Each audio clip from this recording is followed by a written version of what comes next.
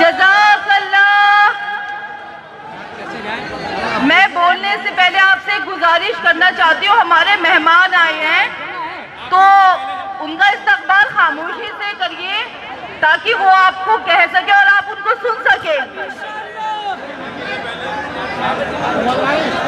अब मैं शुरू करूं?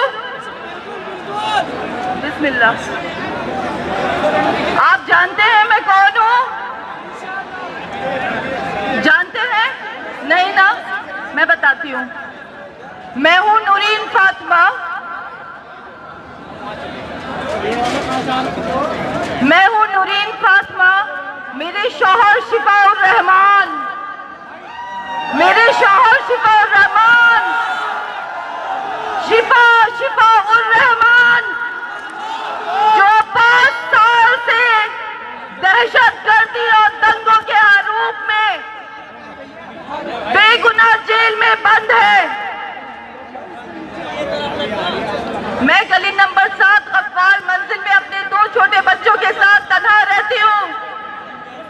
ओ भाई आमिर भाई, ओ भाई आ जाओ यार, यहाँ से सुन लो तो। ओ भैया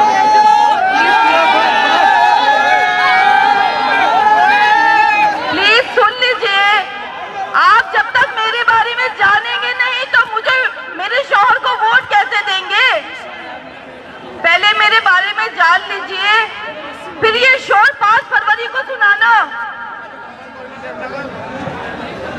मेरे भाइयों, मेरी बहनों, प्लीज खामोशी से मेरी बात तो सुन लीजिए। मैं आपसे यहाँ कुछ कहने आई हूँ। वकीम, गलत बात है तेरी, बहुत गलत बात है तेरी, बता रहा हूँ। गली नंबर 7 में गफ्फार मंजिल में अपने छोटे 2 बच्चों के साथ मैं तन्हा रहती हूँ, अकेली। इधर से बुला ले भाई। अकेली का मतलब, अकेली रहने का जो मेरा आजमाइश है वो आज नहीं है। अब से काफी साल पहले जब मैं छोटी थी, क्लास 9 में, तो मेरी अम्मी का इंतकाल हुआ। फिर मेरे फादर एक्सपायर हो गए। फिर मेरे भाइयों ने, इधर की तरफ से मत आइए, पीछे की तरफ से आइए, आ नहीं पाएगा। मेरे सरपरस्त बनकर मेरी परवरिश की और मुझे अलीगढ़ भेजा पढ़ने के लिए। साथ में और आमिर भाई, अरे बैठाओ यार, इसको बैठाओ ना यार। हम तो बहन की दिल संघर्ष करते हुए आए। अरे बैठाओ यार। अबे भाई ना भी डाल दो यार, बैठ जाओ भाई साहब। अलीगढ़ में जब मैं रहती थी और सब बच्चों के पेरेंट्स आते थे, माँ बाप आते थे, तो मुझे तन्हाई का एहसास शिद्दत से होता था। लेकिन मैं बहुत हिम्मती थी और मैंने अपनी हिम्मत से अपने उस वक्त को काटा। फिर मेरी कुछ साल बाद मेरी शादी शिफाउर रहमान से हुई। मैं अपनी जिंदगी में बहुत मगन थी और अपनी जिंदगी अपने बच्चों और शौहर के साथ खुशहाली के साथ गुजार रही थी। पर आज मैं एक परिंदे की तरह लड़ती रहती हूँ और अपने बच्चों को अपने परों में दबाए रहती हूँ, कहीं कोई आंधी न चले और हमारा आशियाना बिगड़ चुका है, क्योंकि हम तो पहले ही बहुत बिगड़ चुके हैं। एक शेर कहना चाहूंगी आपसे, इसके बीच शायद आप इसको सुन के कुछ सुन लें मुझसे। ना ये सुबह आखिरी है, ना ये शाम आखिरी है, ना ये सुबह आखिरी है, ना ये शाम आखिरी हो। जहां हो जुल्म की कसरत वो निजाम आखिरी है, जहां हो जुल्म की कसरत वो निजाम आखिरी है।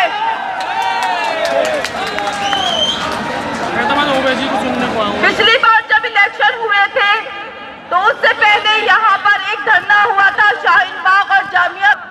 उस आप सब और मेरे शौहर भी थे। फिर कोविड आया और सब लोग अपने घरों को वापस लौट गए, पर मैं राह देखती रही अपने बच्चों के साथ, पर मेरे शौहर नहीं आए। पता चला उनको तो सर उठाने के जुर्म में जेल में बंद कर दिया गया है। उनका कसूर सिर्फ इतना था कि उन्होंने हक की लड़ाई लड़ी थी, अपने वजूद की लड़ाई लड़ी थी, पर मेरे शौहर ही क्यों? कभी आप लोगों ने ये नहीं सोचा कि हम लोग किस तरह से जी रहे होंगे?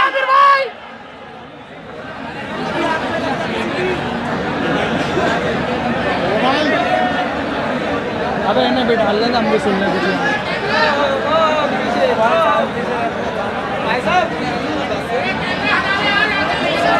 भाई है भाई लो इसको यार।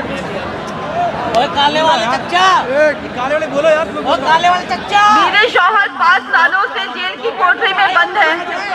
मैं अदालतों के चक्कर काट रही हूँ, लेकिन किसी को मुझ पर और मेरे बच्चों पर तरस नहीं आता। और मैं तरस खिलवाना भी नहीं चाहती, क्योंकि मैं तो हक की लड़ाई लड़ रही हूँ। अगर आप हक पर हैं तो क्या आप मेरे साथ हैं? साथ हैं? 5 फरवरी को साथ हैं? मेरा साथ देंगे मेरे भाइयों बहनों, इंशाअल्लाह। जिंदाबाद शिफाउर रहमान, शिफाउर रहमान। बीमार है ओखला, शिफा चाहिए। बीमार है ओखला, शिफा चाहिए।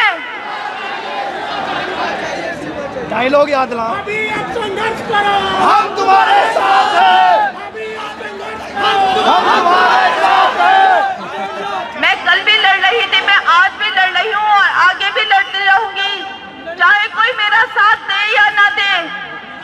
क्योंकि ये लड़ाई मेरी अकेले की लड़ाई ये नहीं है, ये हक की लड़ाई है, बका की लड़ाई है, जो आप सबने मिलकर शुरू की। और हर जाना अकेले मैं भुगत रही हूँ।